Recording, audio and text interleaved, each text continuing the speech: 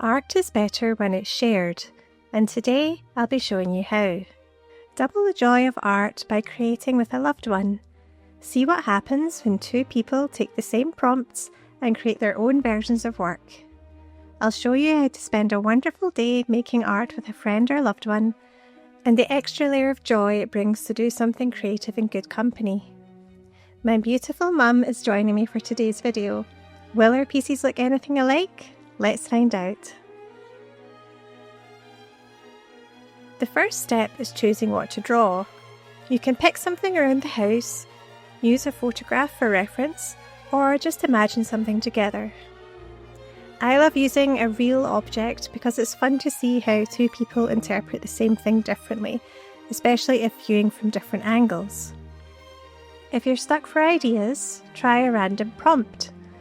I have one of these little idea generator books that gives you a subject, colour and medium to choose from. It's easy enough to replicate this with folded bits of paper with subjects written on them, and then you can pick at random. Accept the challenge it gives you. It's like an art lottery. Today we're going with this lovely vase. It's been in our family for absolute decades, so it has some sentimental value to us as well. It contrasts nicely with the organic plants sprouting at the top of it. So we've got some hard material here and then some soft organic material. I'll be using watercolour paints, my mum will use gouache paints. 2 styles, 1 subject. So let's see what happens. Sit comfortably either side by side or on opposite sides with the object in the middle and get drawing.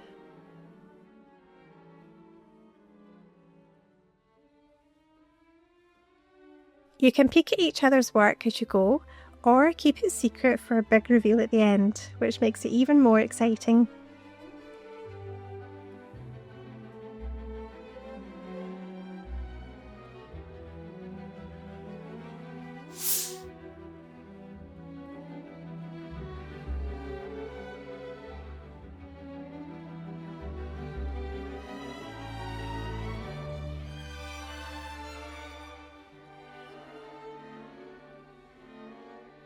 It's such a wonderful way to connect and catch up with someone. You can enjoy the quiet calm together as you focus on your drawing, share your thought process, laugh about mistakes, or just enjoy a warm catch up together.